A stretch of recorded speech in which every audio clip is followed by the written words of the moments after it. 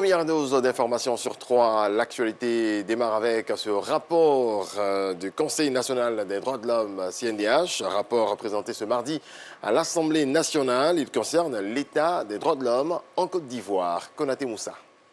Namizata Sangaré à la tribune de l'hémicycle. La présidente du Conseil national des droits de l'homme présente le rapport annuel 2020 sur l'état des droits de l'homme. Un exposé sur les actions de protection des droits de l'homme bien accueilli par les députés. Les recommandations du Conseil national des droits de l'homme ne sont pas véritablement prises en compte ou n'ont pas un caractère coercitif. Et le Conseil a besoin de moyens pour aller sur le terrain, pour faire son travail. Le Conseil a demandé un budget de 169 millions pour travailler. On peut même leur accorder 200 millions pour travailler. Ce travail mérite d'être connu, mais d'être encouragé. La santé, l'éducation, le droit au travail, la liberté de la presse, la scolarisation de la jeune fille et bien d'autres secteurs sont concernés par le rapport. La présidente du CNDH sollicite l'appui de l'Assemblée nationale dans l'exécution de ses missions de promotion des droits de l'homme. Nous avons été émerveillés par l'intérêt qui a été porté par les parlementaires, les députés sur le travail du Conseil national des droits de l'homme. Quand eux ils votent la loi, le Conseil national des droits de l'homme est chargé de la disséminer. Et pour cela, il nous faut des moyens. Nous avons fait le plaidoyer pour que l'Institution nationale des droits de l'homme, conformément à la résolution des Nations Unies, ait un budget conséquent pour dérouler son mandat. Il était donc bon qu'il y ait donc ce débat et c'était interactif.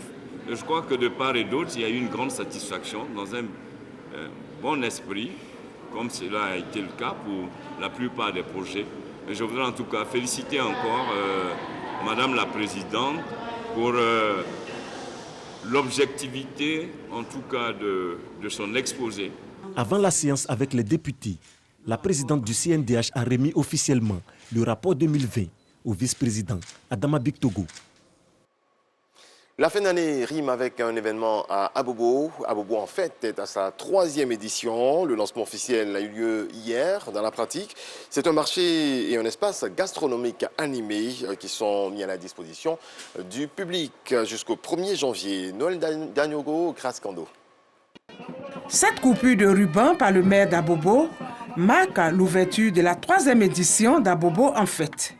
C'est un marché qui comporte de nombreux articles tels jouets, vêtements, accessoires de beauté et la mise à disposition d'un espace gastronomique. C'est une bonne initiative, ça égaye un peu la population d'Abobo et ça permet qu'on se retrouve nous ici pour pouvoir boire un coup, causer aussi. Les commerçants se réjouissent de cette opportunité qu'offre la mairie. Nous remercions Madame le ministre pour l'édition, pour la 3e édition qu'elle a organisée. Que Dieu lui donne encore la santé pour qu'elle puisse organiser encore plus.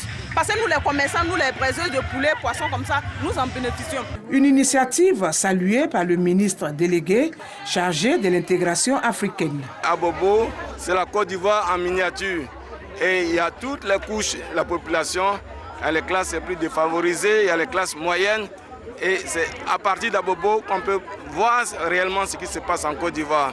Donc il faut absolument encourager la ministre d'État, lui souhaiter bonne chance à la tête de la commune d'Abobo. Occasion saisie par le maire de la commune pour sensibiliser les populations au respect des mesures barrières en cette période de fête de fin d'année.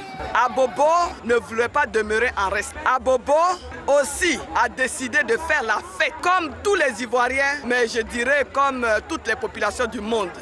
Donc je lance un appel à toute la population d'Abobo de se faire vacciner pour se protéger, pour être en bonne santé, parce que le président Alassane Ouattara a décidé de développer Abobo pour les Abobolais, mais il veut que les Abobolais vivent longtemps pour pouvoir profiter.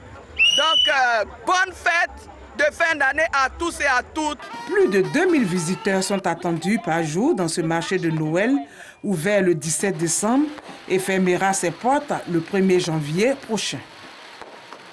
Et puis, dans le reste de l'actualité, l'on pourra bientôt scanner son passe sanitaire grâce à un implant sous la peau. Une entreprise suédoise spécialisée dans les implants à micropuces a mis au point un pass sanitaire à porter sous la peau. L'implant fait la taille d'un grain de riz et coûte un peu plus de 100 €, soit 65 000 francs CFA. Il peut se conserver pendant 30 ou 40 ans.